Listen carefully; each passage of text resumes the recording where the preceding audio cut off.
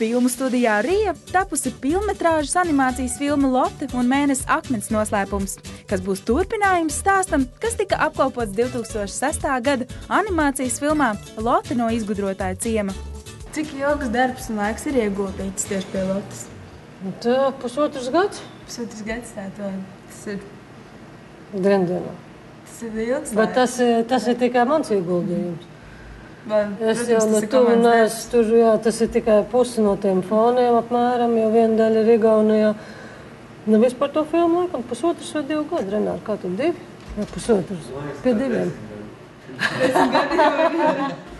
Ir filma režisors, tad tur ir viss secīgi sakārtots kadrējums un tā.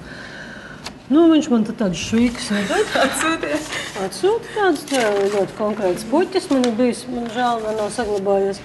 Visnekonkrētākais fons bija, kur bija iezīmēts, kā bērnībā klasītes lietas. Tur bija tikai tās klasītes iezīmētas, kurā vietā viņiem vajag, un pārējais viss bija tukšs. Bet, tā.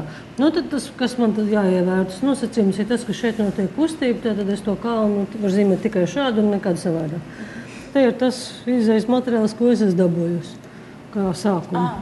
Tā ir tā režisora skice, ko viņš man ir iedevis. Un tad te ir tas, ko es te pa kārtēju, tā šitam ir gaisma, un te pa kārtēju šitā visu saliekot.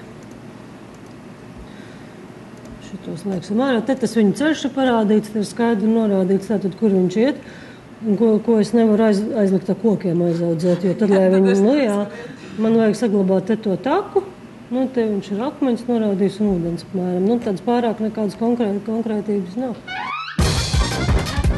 Jaunās filmas scenārijs ir veidots daudz jaukāks un interesantāks. Stāstījums skatītājiem būs daudz saprotamāks, kā arī būs daudz efektu.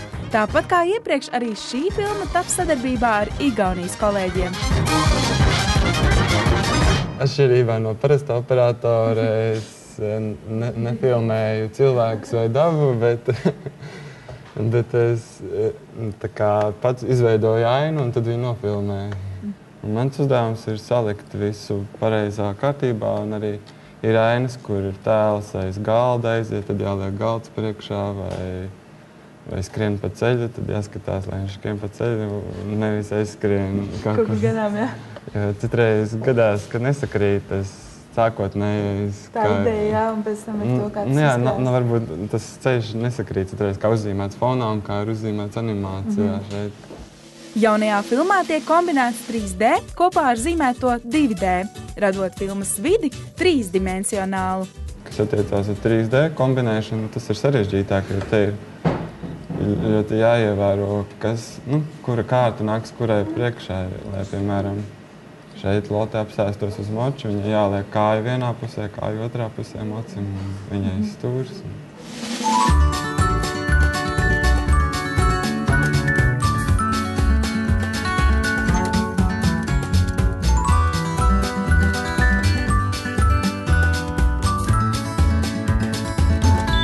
Raiņa Lugu zelta zirgs noteikti lasījis lielākais vairums skolēnu, kā obligāto literatūru skolā.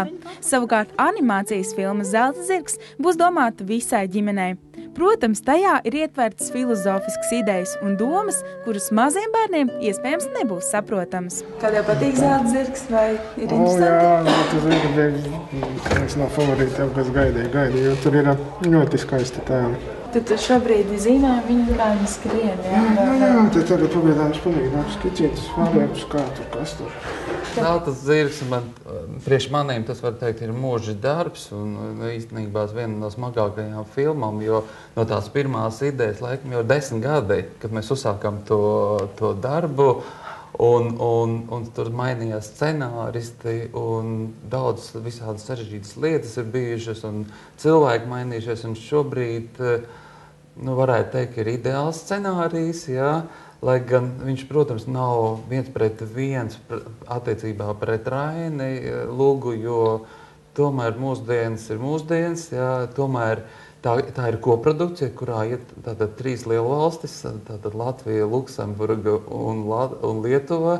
Vēl tikai Lihtenšteinu vajadzēja iet šajā produkcijā, tad būtu 4L, tagad ir 3L. Un līdz ar to mums tā filmai jābūt arī, teiksim, nacionālai pēc satura, bet pēc būtības internacionālai.